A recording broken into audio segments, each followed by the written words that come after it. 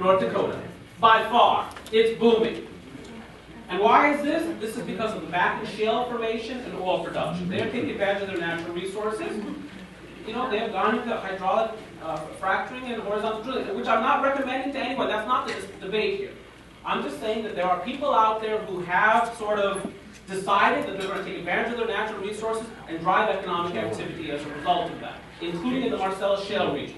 And by the way, if you look at natural gas production out of the Marcellus Shale region, it is astonishing relative to other shale formations, whether the Bakken Shale or Eagles Ford or the Permian or other shale formations. The Marcellus Shale beats them all in terms of production. Of course, that production doesn't take place in Maryland, nonetheless. This will continue, by the way. In fact, it is the rural economies that stand to grow the fastest going forward. Not the urban ones, the rural ones. According to the Energy Information Administration, last year we produced 6.4 million barrels of oil per day as a people. This year we'll produce close to 8 million barrels of oil per day as a people. If you add up natural gas plus oil production, we'll be #1 in the world this year. We're already basically self-reliant as a people in natural gas. In fact, we export natural gas by pipeline to Mexico. By the year 2035, according to the International Energy Agency, we'll be self-reliant, meaning that we'll produce as much energy as we utilize. Really remarkable. But again, this is not happening in places like Maryland. Part of that is public policy. Do not think that we don't have natural resources. I think you realize that we do. Whether it's the Marcellus Shale or the Chesapeake Bay or our farming community. Now, everywhere else in the country, when people talk about their farmers, they talk about them as the embodiment of all that is good, all that is wholesome, all that is sincere, honest, productive, consistent. In Maryland, polluter. Natural resources and what that means for the economy. And again, I'll talk about agriculture as one of the themes in this presentation. Again, long story short, the theme here is that this presumption we might have as Marylanders look at the world the way that we do and what's happening in our environment, we might think, the growth is in the urban areas, not in the rural areas. Actually, from a national and global perspective, that's actually not the case. There are some cities that are doing well, but a lot of the growth, the fastest growth, actually is often in rural areas. This is employment growth for the 50 U.S. states over the past year for which we have data, which unfortunately is only through August of 2013. We're still waiting for the September data at the state level. But this gives you a sense of the hierarchy of growth, job growth, across the 50 U.S. states. #1 state adding jobs in percentage terms over the past year, North Dakota, 3.0%. Followed by the technology titan Idaho, #2 here, 2.8%. Followed by Utah. Followed at 4th by Colorado and Texas. Colorado produces natural gas, Texas produces both oil and natural gas. These are the natural resource intensive states, and obviously Colorado and Utah have more going on than just natural resources, but the point is, that's where you see the growth. You know, some of the slower growing economies actually are associated with, cities. New York is in this column, Illinois is in this column, the 3rd column, in terms of the rank of growth. Now, not to say that Maryland is not held up reasonably well. Right here, we're at number 16 according to the establishment data. That's one of the things that's kind of peculiar about the data. According to the establishment data, the survey of businesses and other employers, our state has added 43,300 jobs over the past year, according to the establishment survey.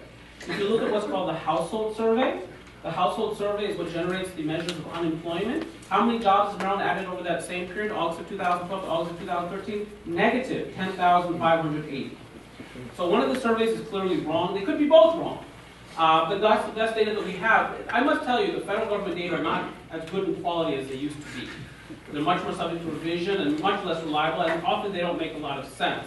But, and you can see that right in that particular instance. But according to the establishment data, we're tied at number 16 with Indiana, which has benefited, among other things, from the rebound in the U.S. auto industry. This is the unemployment rates for the U.S. states. Notice where some of the lowest unemployment rates are. North Dakota. That's not an urban state. The largest city in that state is Fargo. The state is only home to about 700,000 people. That's less than Prince George's County, less than Montgomery County, less than Multnomah County. Multnomah County is about 850,000 people.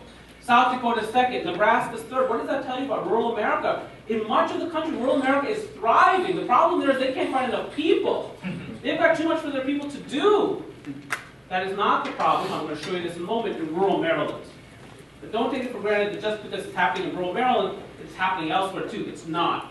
Other natural resource intensive states, rural-oriented states with low rates of unemployment, Wyoming, Utah, Iowa, Montana, Oklahoma, Kansas. Here's a quiz. Who has the lowest rate of unemployment, or the lower rate of unemployment between the two states, West Virginia or Maryland? That's exactly right. West Virginia has a lower unemployment rate than Maryland. How did it come to this? I don't know if you're fans of Have you ever seen that, where the King of Rohan says, you know, how did it come to this? Now, thankfully, we don't have orcs attacking us, but the point is, how did it come to this? Used to be the case, you wake up in the morning, you brush your teeth because you had them, and you go to work and we need to diversify this economy. I must tell you, in all sincerity, I've been one of these folks who for years has complained bitterly about the state's business climate. I think we're overtaxed and over-regulated. You may disagree, fine, and that's obviously a discussion point.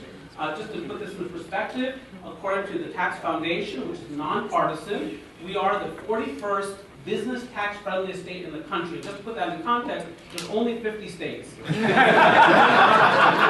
we are in a tax haven, by the way. Wyoming is first, but we don't want to be Wyoming, I don't think. Number 26 is Virginia. They're not a tax haven, but they are competitive along that dimension. They're competitive along many dimensions. My sense is that we need to get somewhere closer to the middle of the pack, but we'll talk perhaps more about that in a moment. Now, this is leisure and hospitality employment by county. Again, same thing. What fraction of each county is comprised of by employment in leisure and hospitality? And no surprise again, it is the rural counties where you see the most leisure and hospitality employment. Worcester County obviously dominates. No surprise, Ocean City. Queen Anne, Charles, Calvert, Garrett, obviously home to Deep Creek Lake, Talbot, home to Easton, St. Michael, so on and so forth. Allegheny. I once successfully vacationed in Cumberland, Maryland. It is possible. So that's what you see, you know, the presence. So what have we said so far? Obviously, there's a lot of presence in rural Maryland in terms of agriculture. That's disproportionate to rural Maryland. Manufacturing, that may have surprised you actually, and then leisure and hospitality, obviously not a surprise. Now, the thing about it though is that no sector pays less among the major sectors than leisure and hospitality. So here I'm showing you compensation, average annual pay in thousands of dollars. No one makes more than folks in finance, professional business services, manufacturing, construction make solid wages. As you know, down here is the supply chain, the people who work in warehouses, for instance, people who work in retail categories, the point of sale types of people, so somewhat lower, but the lowest is leisure and hospitality. And one of the reasons for that, of course, is that this is only seasonal employment. Not, you know, so a lot of this is part-time jobs. That doesn't mean that these jobs are not important. I'd rather people be employed than unemployed. I'd rather be on the rung of the ladder, the first rung or the second rung, than not on the ladder at all. Okay. And of course, there's business supporting these jobs, but nonetheless, this gives you some sense. My point is merely this. I'm going to suggest to you that the state places some significant restrictions on what rural Maryland can do economically. One of the areas in which it does not place restrictions, as it turns out, is leisure and hospitality. It doesn't put too many restrictions on that type of activity, but that happens to be the lowest wage activity. But more on this theme as we go through the presentation. This is Maryland County unemployment rates. Where are the lowest unemployment rates? Urban, federal, Maryland. Now again, one would say, well, maybe this is what we observe nationally, that the rural areas tend to have higher rates of unemployment. But what I've indicated to you is that is not true. In many cases, the rural areas have the lowest rates of unemployment. It's just in Maryland that's not the case. So the lowest unemployment rates are in what I would call federal Maryland. Montgomery County is, of course, a Washington, D.C. area suburb. Howard County is part of the Baltimore metropolitan primary statistical area, but it's heavily flavored by the federal government. Obviously, many workers for federal agencies live in Howard County, and many folks that work for federal government contractors live in Howard County. Frederick County is another Washington, D.C. area suburb. Carroll County, the folks in Carroll County are reasonably well educated, but also they can commute either into Washington for jobs or into the Baltimore area for jobs. So they participate in one of the deepest labor markets in the country. Obviously, they can go north into Pennsylvania as well, and so they tend to have low unemployment.